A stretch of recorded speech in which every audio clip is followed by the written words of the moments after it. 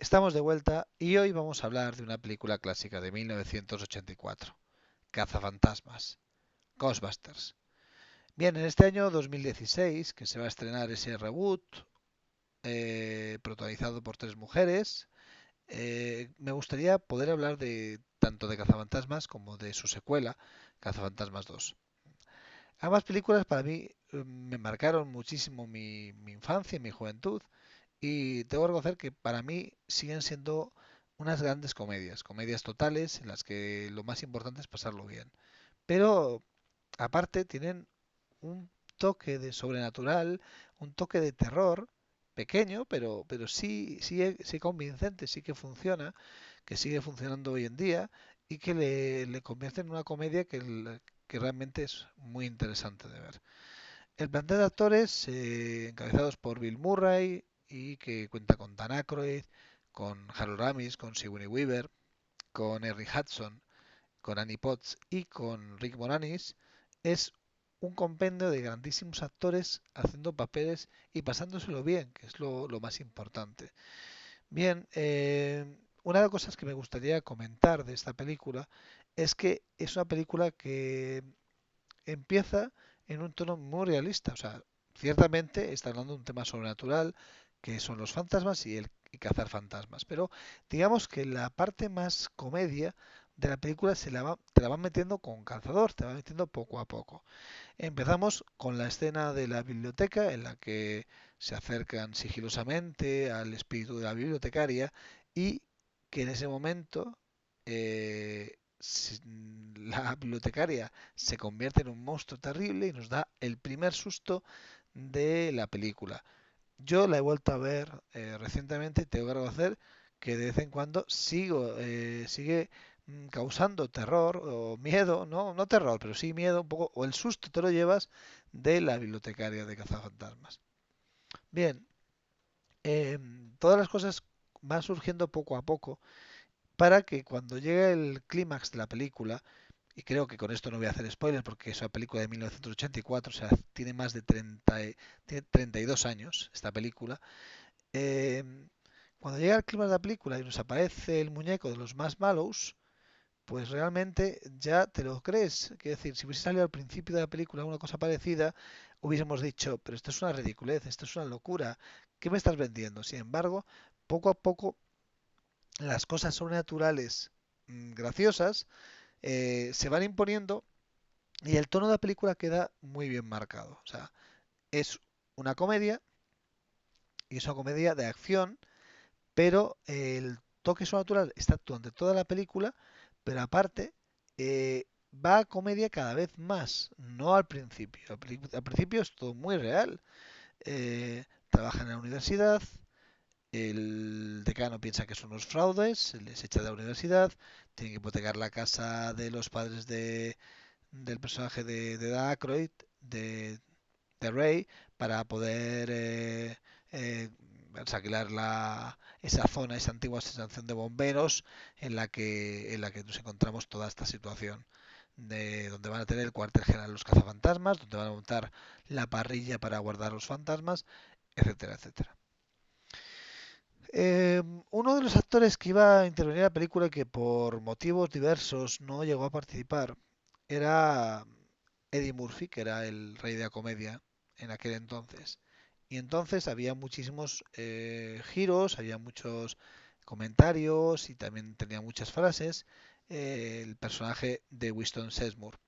Cuando ese personaje, el cazafantasma negra, lo heredó Ernie Hudson era mucho menos conocido y fue recortado hábilmente en muchas escenas. Y de hecho, en la versión doméstica de VHS que yo tuve en su momento, como la pantalla era cuadrada, cuando entraban en el hotel los cazafantasmas, entraban los cuatro cazafantasmas, solo veíamos a los tres. A Harold Ramis, a Bill Murray y a Dan Aykroyd. Pero a Winston Seymour, a Ernie Hudson no le veíamos en la película. Estaba muy recortado por ese tipo de cosas que estamos viendo. No era por ser negro, sino porque no era un actor conocido. Y entonces él lo pagó. También se dice que el personaje de Slimer el moqueador o moquete, como le llamaron en la traducción española de en la serie animada, era el espíritu de, de John Belushi, el hermano de James Belushi, el fundador con Dan Aykroyd de los Blue Brothers, que había fallecido poco antes bueno, de que se empezara a rodar esa película, ¿no? Y de hecho era posible que hubiese salido, hubiese hecho un cameo, hubiese tenido alguna actuación, entonces se, se hizo el personaje de Slimer un poco en plan, pues como era él, como era John Belushi, que se ponía ciego a comida, etcétera, etcétera. Y bueno, era un pequeño homenaje que Bill Murray y que Harold Ramis le hicieron a este actor. La película cuenta con la solvencia de Sigourney Weaver. Bueno, Sigourney Weaver, para mí, una actriz impresionante. Posiblemente en aquella época venía de un exitazo tremendo con Alien. O sea, estábamos hablando de que Sigourney Weaver se había convertido en una estrella, o sea, una actriz que tenía un caché ahora para ese momento inmenso. Y mm, era la representación de la figura femenina por excelencia, de la heroína. Y el papel que se le ofrece aquí realmente es muy distinto, porque aunque no es una mujer débil, sí realmente el papel es muy diferente. Es una música que vive sola y que tiene un vecino pesado, que es el personaje de Rick Moranis. Y bueno, la verdad es que ella se encuentra de repente con todo el marrón de que en su nevera aparece el fin del mundo. Y contacta con los cazafantasmas y ahí inicia la aventura. Entonces ella es un poco la damisela en apuros de esta historia. Realmente, luego cuando el personaje se convierte en esos animales horribles del infierno, del inframundo, de esa dimensión paralela, realmente recupera una gran sensualidad, tiene una actuación muy distinta. La verdad es que creo que se lo debe pasar muy bien Sigourney Weaver con este papel y realmente luego cuando la llamaron para la secuela, pues no dudó, sino que se apuntó al carro de nuevo.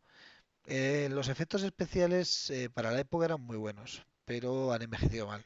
No vamos a negarlo.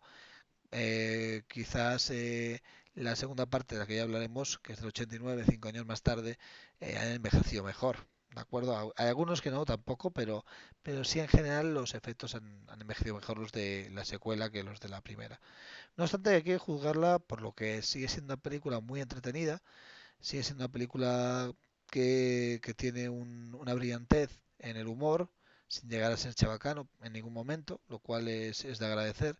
Y lo que sigue siendo también es una película es muy neoyorquina.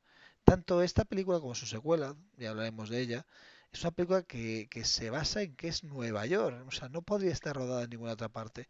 Y de hecho no sé si la nueva película que van a hacer está rodada en Nueva York, pero es que debería estar en Nueva York porque esta película hace honor a Nueva York.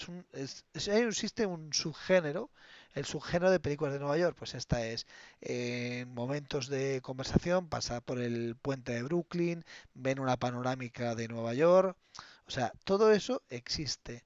O sea, ese skyline, el hacer comentarios de que soy neoyorquino, ver tanto en esta como en la otra. O sea, ya digo, siempre es muy importante el decir que es algo de Nueva York. Y es muy, muy neoyorquino. Y es un género en sí mismo esas películas de Nueva York. Entonces, eso también le da un poco la pátina especial a que tiene esa película. No, no hemos estado nunca en Nueva York, la mayoría de nosotros, algunos que me veréis seguro que sí, pero si conocemos Nueva York, si reconocemos algunos aspectos de esa ciudad, es gracias a películas como Cazafantasmas que nos lo han enseñado. La película, aparte de todo esto que ya he comentado, lo importante es la solidez del guión. Es un guión en el que, poco a poco, como he dicho antes, nos va metiendo en una psicodelia, ¿de acuerdo? Pero hay personajes que se creen mucho esa historia. Es decir, hay un personaje que es el gran odiado y vilipendiado, que es el personaje que hace del inspector del medio ambiente, que realmente es odioso y que es un personaje que te cae mal desde el principio y te cae mal justamente por hacer realmente su trabajo. Hace su trabajo. Lo que está haciendo los cazafantasmas es peligroso. Y este buen hombre está intentando evitar que los cazafantasmas hagan cosas peligrosas. Pero te cae mal porque están yendo contra de los héroes, que son los cazafantasmas, ¿no? Nos identificamos con ellos y son los héroes. Entonces este tío es desagradable porque va contra ellos. Y entonces al final, cuando le cae todo ese pringue blanco, que por cierto no le avisaron al actor de que le iba a caer ese pringue blanco, realmente es un final que todo el mundo aplaude, ja, ja, ja, ja, se ríe muchísimo, pero realmente para el actor debe ser un, ya digo, la guinda que coronó el pastel, ¿no? De esta situación. Sin embargo, realmente el personaje está muy bien construido y el actor lo interpreta con solvencia y lo interpreta con la seriedad que tiene este personaje. Porque un personaje que se crea tiene que ser justamente serio para que los personajes cómicos que hay a su alrededor resulten más cómicos. Bueno, pues ¿qué más puedo contar de Cazafantasmas? Pues la verdad es que no mucho más. Creo que es una película que he visto, no sé si cientos de veces, pero decenas de veces seguro que sí la he visto, que siempre me ha gustado, que me parece muy entretenida, que me parece divertida. Quizás los efectos han envejecido mal, bueno, pero no importa. Nos hemos creído otras cosas. Y realmente, para el tono de la película, si fuera una película que se tomara en serio completamente, pues sí, podría ser un hándicap que esos efectos especiales hubiesen envejecido mal. Pero como realmente es una película que es una comedia, que esos efectos especiales un poquito más cutres o que no hayan envejecido bien, no que no fueran cutres porque eran muy buenos en su momento, que no hayan envejecido tan bien, pues bueno, pues es un detalle, pero tampoco tiene más importancia. Recordemos que es una película de 1984 y que 30 años son muchos años. Bueno, pues esto ha sido todo por hoy y espero que os haya gustado la crítica. Muchas gracias.